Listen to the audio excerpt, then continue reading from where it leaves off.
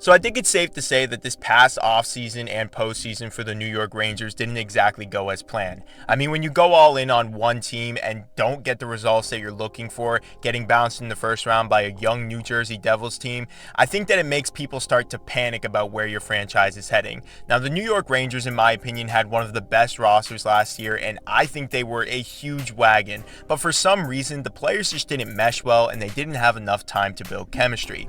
But moving into the next season, I saw people talking about the fact that they think the Rangers will miss the playoffs. And in a competitive Eastern Conference, I feel like this might actually be something that could happen. But there are some things that the Rangers need to have progress if they want to be able to compete with some of the other teams this year. Now, starting with their main two players on their roster, Artemi Panarin and Mika Zibanejad, are great pieces to have on your top line. But they're not the future of the New York Rangers organization. Now, two key players that they drafted over the past few years is Alexi Lafreniere and Kaapo Kakko. Now, these two players need to have some kind of positive season here for people to feel reassured about this New York Rangers roster. Their forward group is pretty solid, having guys like Vincent Trocheck, Chris Kreider, and like I said, Artemi Panarin and Mika Zibanejad. But in all reality, these two young guys are the ones that you want to see progress. They can't be playing third line minutes forever and only going about 50 to 60 points. That needs to be something that you see progress a little bit further, especially when guys like Jack Hughes are putting up 99 points,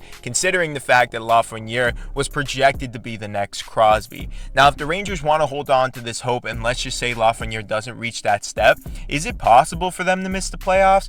Well, I don't think that that's the case. Their blue line is still pretty solid with Norris Trophy winning Adam Fox, and they also have Jacob Trouba, who's pretty solid back there. And in net, you have arguably the best goalie in the league in Shesterkin, and you also added Jonathan Quick and Blake Wheeler to your roster, who should be great veteran pieces. So I wouldn't count the New York Rangers out as a playoff team, but maybe they'll be bumped down to a wildcard team if you don't see some of these players on their roster progress. You got to start putting more investment in them, move Loff up to the second line as well as Kakko, and see what these guys can do. But I want to know what you guys think if you're a Rangers fan or just a hockey fan in general. Do you think that the Rangers are overrated, or will they not even make the playoffs this year? Or do you think that they still have a solid roster and should be competitive this upcoming season? Make sure you like this video, subscribe to the channel, and comment your thoughts about this Rangers team. I felt like I had to talk about it, considering they've made a lot of news lately. I'll see you guys in the next one.